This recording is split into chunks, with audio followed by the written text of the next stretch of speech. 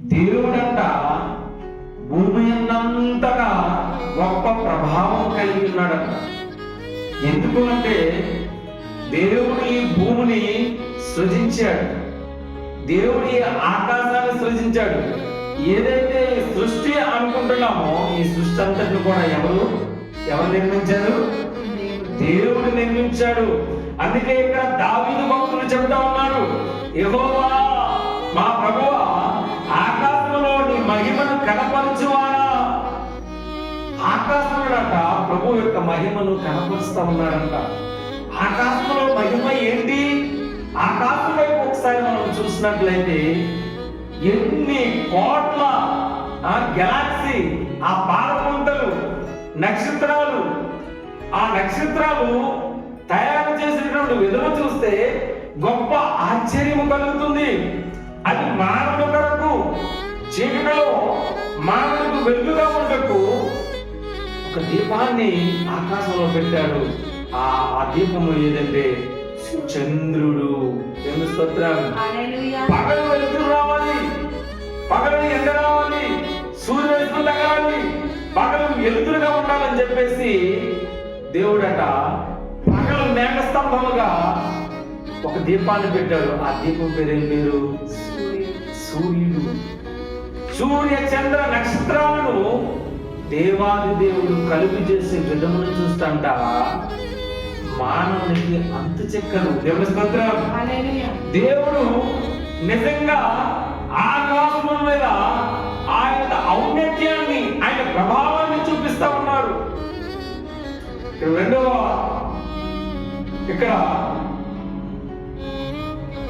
రెండవ వచనం మనం చదివినట్లయితే, శత్రువును పగదీర్చుకున్న వారికి మార్పుడు వేదికైనను నీ విరోధులను బట్టి బాలుల యొక్కయు చంటి పిల్లల యొక్క స్థుతుల మూలన నీవు దుర్గమును స్థాపించి ఉన్నావు. దేవుడంట చిన్న పిల్లలతోటి, చంటి బిడ్డలతోటి మానవ యొక్క స్థుతుల మూలన దుర్గాన్ని స్థాపించాడు. ఆ దుర్గములో సర్వ మానవాళి యొక్క మనుగడకు ఆ దుర్గము ఎంతో దోహదపడుతుంది. అసలు మానవుణ్ణి ఇటు రీతిగా తయారు చేయడానికి వాడి పాటి ఏపాటిది? నరుడు అసలు ఏపాటివాడు? నరుడు ఏపాటివాడు? మధ్యలో మాట్లాడలేదు. స్తోత్రం.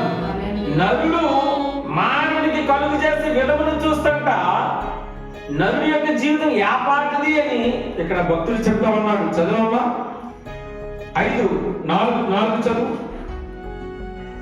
3 నుంచి చదువు. 3 నుంచి. నీ చేతి పని. ఎవరి చేతి పని? దేవుడు చేతి పని. నీ ఆకాశములు మన ఆకాశములు కావవి, మన మేఘాలు కావు, మన నక్షత్రాలు కావు, మన సూర్యుడు కాదు, మన చంద్రుడు కాదు. ఎవరు అవి? చదువు గట్టిగా. నీవు కలగజేసిన చంద్ర నక్షత్రములను నేను చూడగా నీవు మనుష్యుని జ్ఞాపకము చేసుకున్నటకు వాడు చూసారా? భక్తులు చెప్తూ ఉన్నాడు, నీవు కలుగు చేసినటువంటి చంద్ర నక్షత్రాన్ని చూడగా మనుషుడు ఏపాటివాడయ్యా? మనుషుడు వెళ్తాడగా తిరుగుతా ఉన్నాడు. ఎందుకు అంటే మనుష్యుడు సూర్యుడిని, చంద్రుణ్ణి వాడే దేవుడు అనుకుంటున్నాడు. కానీ దేవుడు అంటున్నాడు, సూర్య చంద్ర నక్షత్రాలను నేను తయారు చేశాను, వాటిని సృష్టించింది నేను, వాటి సృష్టికర్తను నేనే అని దేవుడు చెప్తా ఉన్నాడు. నిజమే కదా? భారతదేశానికి సూర్యుడు ఒక్కడే, అమెరికాకు సూర్యుడు ఒక్కడే, భారతదేశానికి చంద్రుడు ఒక్కడే, అమెరికాకి మిగతా పాశ్చాత్య దేశాలకి, ప్రపంచంలో అన్ని దేశాలకి చంద్రుడు సూర్యుడు ఒక్కడే. కానీ మనం ఏం చేస్తా ఉంటామంటే సృష్టిని పూజిస్తా ఉన్నాం. అందుకే అంటున్నాడు, వారి పాటి ఏపాటిది, నరుడు ఏపాటివాడు. అందుకే ఇక్కడ కీర్తనలో క్లియర్గా ఉంది, నీవు నరపుత్రులను దర్శించుటకు వాడు ఏపాటివాడు, దేవుడి కంటే వాళ్ళు కొంచెంగా తక్కువగానే చేసి ఉన్నావు. దేవుడి కంటే కొంచెం తక్కువగానే చేసినాడు. మొత్తం దేవుడి గుణంతో దేవుడు ఎలా అయితే కళ్ళు, ఎలా అయితే ముక్కు, చేతులతో, ఎలా అయితే దేవుడు దాని యొక్క స్వరూపము ద్వారా మనుషులనట దేవుడు తయారు చేశాడట. మనుషుల్ని దేవుడు తయారు చేశాడు. మనుషుల కొరకు సృష్టిని తయారు చేశాడు. నిజమే కదా? అక్కడ కింద ఉంటుంది ఒక మాట, చూసారా? నీ చేతి పనుల మీద అధికారం ఇచ్చి ఉన్నావు. ఒకసారి చదవమని ఒకసారి 6వ అధ్యాయం 6వ వచనం. నీ చేతి పనుల మీద వాటికి అధికారం. నీ చేతి పనుల మీద, ఎవరి చేతి పనుల మీద అధికారం ఇచ్చాడు? దేవుడి చేతి పనుల మీద. ఏంటంటే అవి చెప్పు. గొర్రెలన్నిటిని, ఎడ్లన్నిటిని, అడవి మృగములను, ఆకాశ పక్షులను, సముద్ర మత్స్యములను, సముద్ర మార్గములో సంచరిస్తున్నటువంటి వాటినన్నింటినీ ఎవరి పాదముల కింద మానించి ఉన్నాం. చూసారా? దేవుడట మానవుని యొక్క పాదాల కింద ఏంటి పెంచాడు తెలుసా? సృష్టి యావత్తును పెట్టాడు. సూర్యుడిని పెట్టాడు, చంద్రుడిని పెట్టాడు, పక్షులను పెట్టాడు, అడవి మృగాలను పెట్టాడు, గొర్రెలు పెట్టాడు, ఎడ్లను పెట్టాడు, మేకలు పెట్టాడు. భూమిలో ఉన్న సమస్త జీవరాశుల్ని మానవుని యొక్క పాదాల దగ్గర పడేశాడు. దేవుని స్తోత్రం. అందుకే మానవుడు చంద్ర నక్షత్రాల మీదకి వెళ్ళిపోతున్నాడు. ఎందుకంటే మానవుడికి ఇచ్చినటువంటి జ్ఞానము అది దేవుడిది. అది దేవుడిది. అన్ని దేశాలు కూడా సూర్యుని పూజిస్తా ఉన్నారు. అనుకోవడం చాలా తప్పు. వాస్తవానికి కొన్ని దేశాల మీద మాత్రమే, అది తక్కువ దేశాల్లో మాత్రమే సృష్టిని పూజిస్తున్నారు, కానీ ఎక్కువ దేశాల్లో సృష్టికర్తను పూజిస్తా ఉన్నారు. దేవుని స్తోత్రం.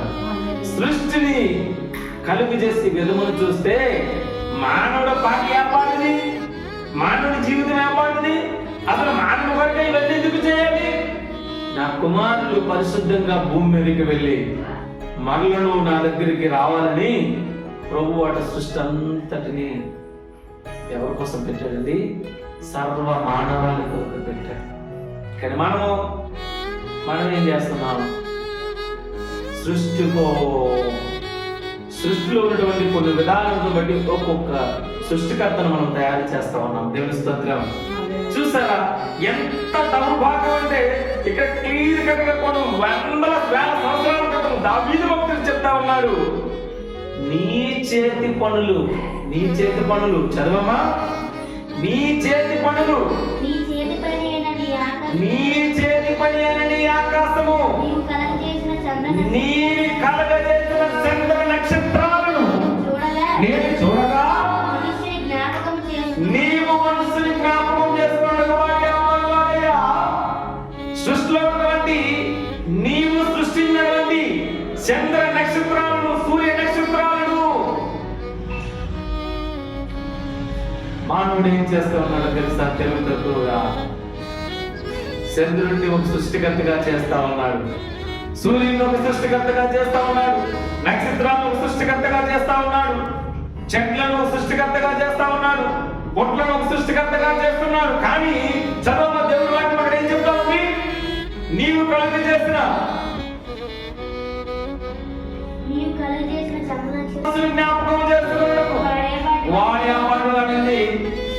వాడు బుద్ధిహీనుడు, మానవుడు బుద్ధిహీనుడు, మానవుడు తెలుగు తక్కువవాడు, మానవుడు పాపంలో పుట్టాడు, మానవుడు శాపంలో ఉన్నవాడు, చీకటిలో ఉన్నవాడు, అపరాధంలో ఉన్నవాడు. వాడు పాపి అవ్వాడిది, వాడు జన్మత పాపి ఉన్నాడు కదా ఆ మానవుడు. వాడు పాపి అవ్వాడిది అని భక్తులు చెప్తా ఉన్నాడు. కానంట దేవుడంట మానవుని కోసమట మృగములను, అడవిలో జీవించే జంతువులను, పక్షులను, ఆ సముద్రంలో ఉన్నటువంటి మత్స్యములను, గొర్రెలను, ఎడ్లను, మేకలను, పశువులను, సమస్తని సృష్టంతట మానవుడు కాలు కింద పడిస్తే మానవుడు వాటిని తీసుకొని వచ్చి తమ మీద పెట్టుకుంటున్నాడు. చూసారా? ఈ సృష్టంతని నువ్వు ఏడునైనా అని దేవుడు సృష్టిని తెచ్చి మానవుడు కాలు దగ్గర పడేస్తే మానవుడు ఎరుగుతనమగా ఎగిరిపోతున్నటువంటి మానవుడు సృష్టిని తీసుకొని వచ్చి తన మీద పెట్టుకుంటున్నాడు. ఇదే సృష్టి అనుకుంటున్నాడు, అదే సృష్టి అనుకుంటున్నాడు, అదే సృష్టికర్త అనుకుంటున్నాడు, అదే దేవుడు అనుకుంటున్నాడు. కానీ ఉన్నాడు. ఎంత దౌర్భాగ్యము, ఎంత దౌర్భాగ్యము, ఎంత దౌర్భాగ్యము. చూసారా? ఒకసారి మనం ఆలోచన చేయాలి. సృష్టికర్తను మరచి సృష్టిని పూజిస్తున్నప్పుడు సృష్టికర్త కళ్యాణం చేస్తే మనమేమైపోతాము మనం ఒకసారి మనం ఆలోచన చేయాలి. తర్వాత వచ్చిన చదువమ్మా, తర్వాత వచ్చిన చదువు. చదువు 9వ వచనం. భూమి అందంతటా నీ నామము ఎంత ప్రభావం గలది. దేవుని యొక్క నామం అట గొప్ప ప్రభావం గలది. దేవుని యొక్క నామము భూమి మీద ప్రభావం కలిగింది కనుక ఈ సృష్టి మొత్తాన్ని ఎవరి కోసం సృష్టించాడండి? సర్వ మానవాళి కొరకు. దేవుని స్తోత్రం. సర్వ మానవాళి కొరకు ఆయన సృజించాడు. ఒకసారి ఇక్కడ చూసినట్లయితే నీవు నరపుత్రుని దర్శించడానికి వాడి పాటి ఏమంది? దేవుని కంటే కొంచెం తక్కువ కనుక. ఒకవేళ దేవుడిలాగా పూర్తిగా చేస్తే మానవుడు దేవుడిని మర్చిపోతాడు. ఒకవేళ దేవుడు పూర్తిగా చేసేసినట్లయితే మర్చిపోతాడు, పక్కాగా మర్చిపోతాడు. కనుక ఈ కీర్తన గ్రంథం ఒకసారి మనం చదివినట్లయితే సూర్యుడు ఎవరి కొరకు, చంద్రుడు ఎవరి కొరకు, నక్షత్రాలు ఎవరి కొరకు, సృష్టి ఎవరి కొరకు, సృష్టిలో ఉన్నటువంటి జీవరాశులు సమస్తము ఎవరి కొరకు అని ఈ కీర్తన గ్రంథంలో తెల్లగా దావీదు భక్తులు రాసుకుంటూ ఉన్నాడు. గొర్రెలు కాసుకొని, నా ప్రభువా భూమి మీద నీ ప్రభావం ఎంత ఉన్నతమైనదయ్యా. అసలు మానవుడిని నువ్వు గుర్తించుకోవడానికి మానవుడి కొరకు వాడు పాటి అవ్వదయ్యా. వాడు పుట్టుకతోటే పాపి అయి ఉన్నాడు. నిజమే కదా ప్రియులారా? మానవుడు పుట్టుకతోటే పాపి అయి ఉన్నాడు. పాపములనే, అందుకే దావీదు భక్తుడు అంటున్నాడు, అయ్యా పాపములనే నా తల్లి నన్ను గర్భం ధరించినదయ్యా. పాపము ద్వారానే నా తల్లి నన్ను గర్భం ధరించినది. అందుకే నా జీవితం ఏర్పాటుది. మానవుడి జీవితం ఏర్పాటుది. మానవుడు తెలివి తక్కువగా సృష్టికర్తను మనిషి సృష్టిని పూజిస్తా ఉన్నాడు.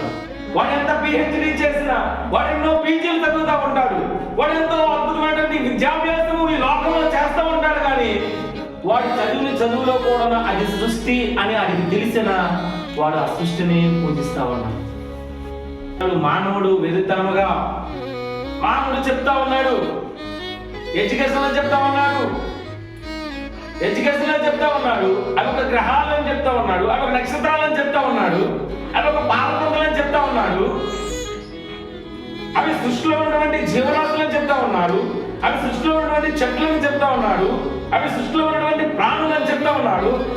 ఆ సృష్టిలో ఉన్నటువంటి వాళ్ళు బాబాలు స్వాములని చెప్తా ఉన్నాడు. కానీ పూజ వచ్చేసరికి, భక్తి వచ్చేసరికి వాళ్ళే దేవుడని ఎర్రితనముగా, తెలుగు తక్కువగా, మూర్ఖత్వంగా మానవుడు చెప్తా ఉన్నాడు. ఎంత దౌర్భాగ్యం అది. సైన్స్ లో అసలు ఆకాశంలో అది పెద్ద నక్షత్రం ఏది అంటే మనం ఏం రాస్తాము? సూర్యుడనే రాస్తాము కదా. భూమికి ఉన్నటువంటి ఉపగ్రహం ఏది అంటే ఏ గ్రహం అని రాస్తాము? చంద్రుడనే రాస్తాము కదా. మరి సూర్యుడు, చంద్రుడు వీళ్ళు ఎలా దేవుళ్ళు అయ్యారు అని ఆలోచన చేస్తే మానవుడు ఆలోచన చేయడం లేదు. కానీ ఇక్కడ దేవుడి వాక్యం ఏం చెప్తామంది? ఒకసారి మనం చూసినట్లయితే నీ చేతి పనులైన నీ ఆకాశములను చదవమా, నీవు కలుగు చేసిన చంద్ర నక్షత్రములను నేను చూడగా నీవు మనుష్యుని జ్ఞాపకం చేసుకున్నట్టు వాడు ఏపాటి వాడు మనుషుల్ని దేవుడు జ్ఞాపకం చేసుకున్నట్టుకు మనుషుడికి అర్హత లేదు. ఎందుకంటే నీ చేతి పనులు, ఎవరి చేతి పనులు? దేవుని చేతి పనులు. ఏంటండి? ఆకాశ నక్షత్రములు, సూర్య చంద్ర నక్షత్రములు, అవి దేవుడు చేసినటువంటి చేతి పనులు అంట. ఆయన చేసినటువంటి. మరి చేసిన వాడు ఉన్నాడు కదా. మరి ఎలా మనము ఆరాధిస్తున్నాము? ఎలా పూజిస్తున్నామో చూసినట్లయితే ఆ ప్రశ్నకి జవాబు ఎక్కడి నుంచి రాదు. ఒకవేళ ఆ ప్రశ్న వేస్తే ప్రశ్న మన మీద ప్రతిదాడి వస్తుంది. దాన్నే మూర్ఖత్వం అన్నాడు. అందుకే భక్తులు చెప్తున్నాడు, వాడి వ్యాపారి వాడు నరపుత్రులను దర్శించటకు నరపుత్రుని నీవు నరపుత్రులను దర్శించటకు వాడు వ్యాపారి వాడు దేవుడి కంటే వాడు తక్కువగా చేస్తాడు. దేవుడు అంటే తక్కువగా చేసినట్ట, దేవుడిలాగే చేస్తాడు, కొంచెం తక్కువగా చేసినట్ట. ఆజ్ఞ మాత్రమే లేదు మానవుడికి, కానీ సమస్త జ్ఞానం ఇచ్చేశాడు. దేవుడు జ్ఞానం ఇచ్చినప్పుడు మానవుడు ఎక్కడికి వెళ్ళాడు తెలుసా? ఆకాశం మీదకి వెళ్ళాడు. దేవుడు జ్ఞానం ఒకటి చంద్రుడి మీదకి వెళ్ళాడు. దేవుడు జ్ఞానం మీదకి వెళ్తే ఆ గెలాక్సీలోకి వెళ్ళి ఎక్కడ ఏ నక్షత్రాలు, ఏ గ్రహాలు, ఏ ఉపగ్రహాలు ఎలా తిరుగుతున్నాయి, ఎలా నడుస్తున్నాయో చూస్తారా? గుండెల్లో పైన వస్తుంది. సూర్యుడు చంద్రుడు ఒక్క 10 అడుగులు సూర్యుడిని కానీ చంద్రుడి వైపు కానీ నడిపించినట్లయితే ఏమవుతుంది? ఒక్క 2 అడుగులు, ఒక్క 3 అడుగులు సూర్యుడి వైపు భూమి కానీ వెళ్ళిందనుకో ఏమవుతాం? మాడి మసై బూడిదైపోతాం.